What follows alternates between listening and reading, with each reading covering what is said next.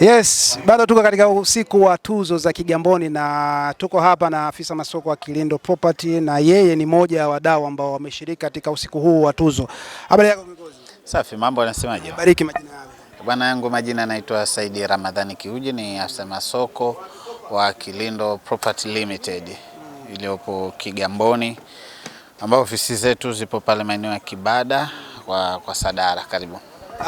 Usiku huu wa tuzo za Kigamboni kwa maana ya Kigamboni Awards 2026, kama mdau, kama mmoja wa wadau ambao wanatia nguvu katika vitu kama hivi, una maana gani?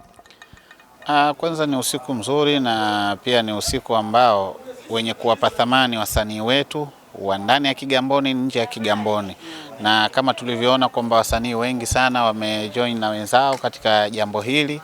Kwa hiyo inatoa picha na inatoa taswira ya kwamba linakuja kuwapa thamani kutoka walipo kwenda sehemu nyingine. Kama Kilindo Property tunaweza tukatia mkono wetu, kwa maana hii ni season 4 sasa na tumeona hawapo hapa Kilindo Property. Vipi, tuna mpango wa season 5 kuingia na sisi kuweza kuonekana hapa kutia support yetu kama wadau au kama walezi au kama watu ambao tunaweza tukashika mkono?